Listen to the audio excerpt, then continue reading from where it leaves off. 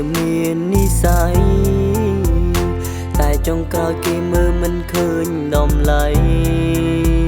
ក្តីស្នេហ៍ស្មងចេញពីចិនអំពើល្អទាំងចិនស្មោសប្រគល់អងហើយតែចុងក្រោយត្រានត្រាយក្បត់បងទៅរកគេថ្មីប្រាំបងបានទេហេតុអ្វីជ្រើគេចោលបងឬបងគ្មានទ្រព្យមិនអាចបំពេញបំណងទើបនួនអងសម្រាញ់ចិនយកអ្នកថ្មីអូនប្លែងហើយប្លែងមែនតែនហើយលែងដូចពីមុនទៅណាអស់ហើយសំដីដែលធ្លាប់ទន់ភ្លន់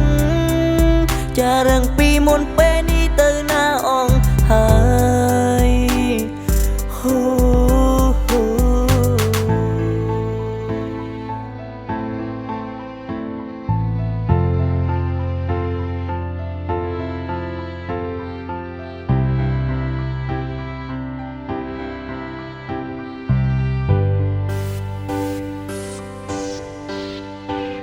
អនុសាទាំងប្រមាណវាត្រូវបានមិនសល់រឿងរ៉ាវចាស់ចាស់វាខ្លាចទៅជាកាក់សំណល់ដើរចេញក្រវីក៏បោះវាពោពេញដោយទុកកង្វល់បេះដូងនេះស្ទើរតែកាំងធ្វើឲ្យខ្ញុំនេះច្របូកច្បល់ដើមស្នេហាដំបូងមិនបានប្រាប់បងថាទោះជាមានរឿងអ្វីក៏ដោយក៏អូនមិនចោលរៀមរាតស៊ូជាមួយគ្នាដើម្បីសម្រេចសេចក្តីប្រាថ្នាតែចុងក្រោយអូនជ្រើសគេអូនថាគេល្អជាងបង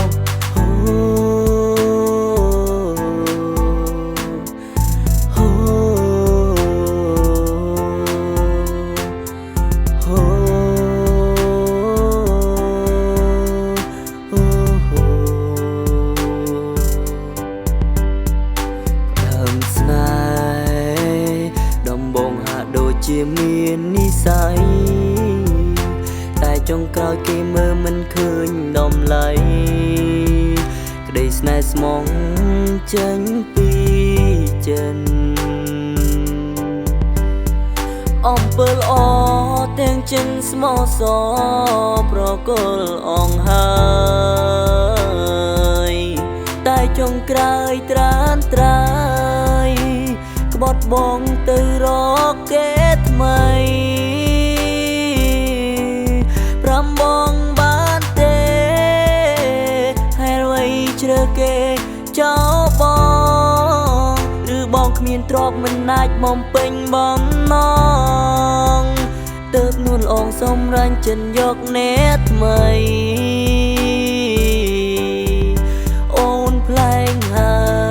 យប្លែងមែនតែនហើយលែងដូចពីមុន